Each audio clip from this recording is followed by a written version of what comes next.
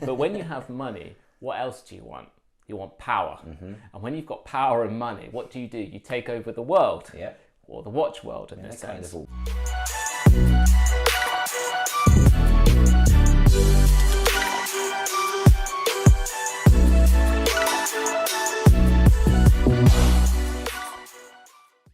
Welcome back.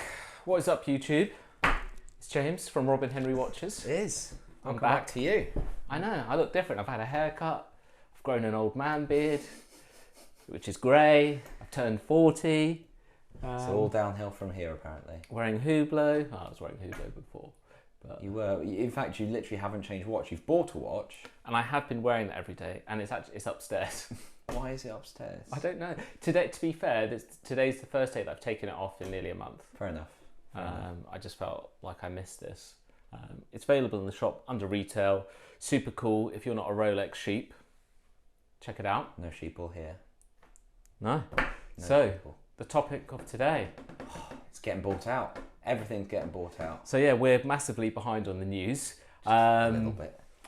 And does it have massive implications for the Channel Islands just yet? No. But it could do. It could do. So Rolex bought Bucherer. I thought it was Bucherer, I thought it was Bucherer, but apparently it's Bucherer. which is probably even harder to pronounce. Yeah. Obviously, we're not familiar with that in the Channel Islands, but it is in the UK. It's across Europe. It's US. So Bucherer is a watch and jewellery retailer, around 100 stores. They've recently bought Tourneau or It's Tourneau about 2018, I think. in the US to expand their market over there. And basically, the dude is like, I've got to sell. I've got no one to give my business to. I mean, I wouldn't mind being an illegitimate son of that guy. That would be handy. But anyway, and Rolex, out of nowhere, swooped in and bought it. So, which is completely unprecedented for loads of reasons. Well, One, there's a major competition implication. I mean, let's just start. I mean, with the smallest ones first. Rolex actually only owns one store in Geneva, so they're not a retailer. They do have operated boutiques on their behalf, and there's no, as far as I'm aware, there is no other major Swiss brand that owns a multi. Not platform the retailer. Scale, Bucherer. Bucherer. Is. Of those 100 stores, I think about 50-ish sell Rolex. Yeah. About 40-something sell Tudor, which is obviously also owned by Rolex. Rolex claim at this point that they will let Bucherer run itself independently with their own management team and not interfere. Yeah, we've heard that one before. I mean, Every Rolex AD ever. every time you get a new boss, I'm just gonna let it'll still be It'll the be same. fine. We own everything now, and all the financial risk is on us. But you do you.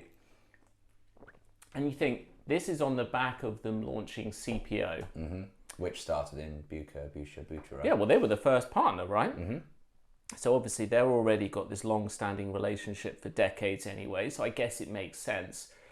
And what we have to remember about Rolex, they don't think in short term or even medium term. I They're think thinking they had designs decades. on this when they were doing CPO. Yeah, and listen, they think decades ahead. And you know, Rolex is a massive business in terms of money.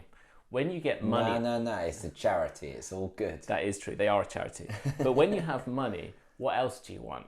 You want power. And when you've got power and money, what do? You take over the world, Yeah. or the watch world in They this kind sense. of already have it, but yeah. So what they've just done overnight is bought a worldwide network and distribution for a linear, straight down from manufacturing all the way to retailing direct to the customer, And servicing afterwards. and pre-owned. And pre-owned, yeah. There's another element, but we'll come to the other brands at the end. So they are going to have a direct network already to sell worldwide and have full control of the whole customer experience. And essentially, they're making all the margin, Yes. right? All the way through It now. comes into different coffers, They but don't at have- the end of the day, It's all them. It's all coming home to daddy, right? So that is a massive step to take. I know they're passing off like, we're the good guys here. We're doing them a favor, buying them out. yeah, Trust me, preserving history and loads of other legacy. people would have been interested in that. Like LVMH would be a massive player to take that. You know, they bought Tiffany's. Yeah. Whatnot. So I could one, it makes sense, but what do I think is the end plan? The end plan here, from what I can see, is world domination. Yes. Because just to put it, I lightly, don't think drama. it's going to be any time soon. But I bet you, what do they need other authorized dealer relationships for? They should be very wide. don't. I know that they put out a statement saying, yeah, it's all good, nothing's to change. It will. It may not be this year, next year, the year after. Might not even be this decade. Might not even be this decade. But it will happen, because why would you have relationships with other dealers and be making a fraction of your profit when you could make all of your profit Exactly. and control the whole delivery system? Well, that's the to your important customers. point, is they have got access to every lever to manipulate customer behaviour now. Because the biggest thorn in their side is pre-owned. They own that. And now they own the retail. Well, not only that, you think not all stores do CPO, but now they've got 100 stores that can do CPO. Yeah. Right? So they own the main market, then they own the secondary market. And, they didn't come into that with, selling it cheaper like some people thought. Their pricing is up here. It makes the grey market look cheap. Yeah. And now they're going to control that. Then the next point is, when you go into a multi-brand boutique, they all fight for space, the look. Things like wall space and windows are fought over life and death, right? And every brand wants to control their look, their square footage in that store. Well, suddenly, Rolex gets whatever they want because it's their store and it's their brand. So I'm sure that Rolex in the Rolex Bucherer stores already has a great prominence. Yes. But suddenly it can be as big as they want, wherever they want. Now, of Swiss watch exports, Rolex already accounts for 30% of the market, which is insane. Yes. If you were to look at a near competitor, and I'm using competitor lightly, Amiga like to think that they are a competitor, right? Yeah. 7%. It's not even a challenge. It's not a challenge. What's even better is, they don't need to rush anything out. They haven't got the Swatch Group and things like that. They've got shareholders to answer to that want immediate results for investments. Rolex can play this out as long as they want till they get world domination. Yeah. What makes it even better than all of that is... Where are you going with this? They're now going to make profit off all their competitors. Because if they're selling Amiga, Zenith, Blancpain, Tag Heuer, Hublot, whatever brand, well, suddenly they've got 100 stores selling this. So they're suddenly it's like, not only do we control the store, not only do we take all of the profit on our Rolex watches, not only do we get whatever space we determine and we see fit for Rolex, when we sell, they're going to control their brands. Yes. And they'll control their look and how much space to a certain level. And then 100 stores selling Amiga watches, that's a big thing. So suddenly they're owning those brands too. Yeah. And they're making money off all of that, plus whatever jewelry, Bucherer do, and, obviously Tudor's going to get a massive bump from all of this. I guess the only thing that will be interesting is, how will the other brands respond? Exactly. Do they fall in line, or do they rise up and buy their own networks? Or go, single boutiques. But then you'd have to think, well, do you want to go it alone? So let's pick Zenith. We don't want to pick on Zenith, but let's just pick Zenith, right, as an example. Oh, God. How many people go to a Zenith-only boutique? Do people go to Zenith-only boutiques? Or... Breitling. a Jacob or a Breitling boutique, whatever, right? Yeah. I know Breitling's like trying to push their own single brand boutiques, but that's a hard push to get customers to come to your location. Yes. Whereas if you're, yes, you have to be second in line, right? You're going to have more chance of success being with Rolex, because when people go in for the Rolex and they get told the inevitable, no, it's going to be a year, we don't know how long, you've got to spend 100 grand, whatever. I know Rolex might change some of that, but I don't know how they really can. But anyway, they might buy your Zenith. Yeah.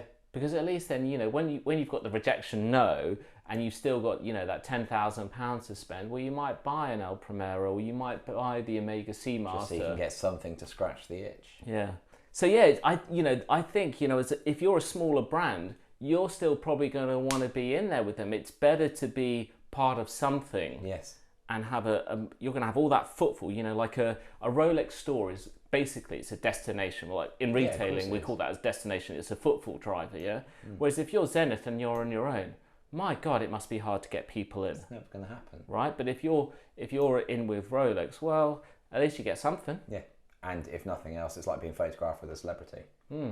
Like, you may get more recognition by being seen with Rolex. A lot of these brands, you know, they're only going to get a lot of their customer base is going to be coming off the back of Rolex. You know, they can't buy a Rolex. And, you know, I heard someone say, you know, oh, Rolex will want to improve the customer experience because it's so bad right now. But one, I don't think they really do. And two, because they could enforce it, right? But two, how can they? Unless they're going to produce more watches, the biggest bugbear with Rolex is that you can't buy them. Yeah. So how can they resolve that unless they want to? And they've already said they don't want to. No. So... I mean, they are up in production. I don't actually think the customer experience will change. You could argue that maybe you won't be forced into, you know, buying some jewellery or buying a Tag Heuer Breitling that you don't really want. But the reality is, if these stores have any level of independence, they're going to have sales associates and sales managers that want to make sales targets. Yes. So you're still going to be pushed into buying other things, right? Because there's not always going to be 10 Submariners sitting in the showcase for you to buy. Yeah, and they're not decentivized from doing that because they'll still take a cut. And they're going to be selling every Rolex they get anyway, unless there's like a worldwide market collapse. So yeah, overall, I'm super interested to see where it goes. I actually want to see world domination. I want to see Rolex just, you know, Godzilla the watch market. Yeah, and if just, we can afford it. Well, I don't care. Where does world domination go? I'm not a customer of Rolex in terms of I don't go into their boutiques and say, please, master, another bowl, please. And I get why people do, because you get your Rolex the cheapest way. It feels great when you buy it from an AD, and if you're the sort of person that doesn't mind going through that route, and not everyone has to play the games, to be fair, but a lot of people do. But so it doesn't bother me, but I'm interested to see where it goes, and I think it will just, it'll be interesting. And what will they do to all the other authorized dealers? I mean, stop them. I'd be sweating overnight time, especially as well. And the ones that I would actually feel somewhat sorry for would be like the family-owned authorized dealers, because like they lose a Rolex, you know, status, you're done. It'd be interesting to see whether Rolex try and expand their competition ownership as well. Do they look to buy the Swatch Group one day? No. That wouldn't make any sense. Well, if it's making profit, where would the fun be in the game, right?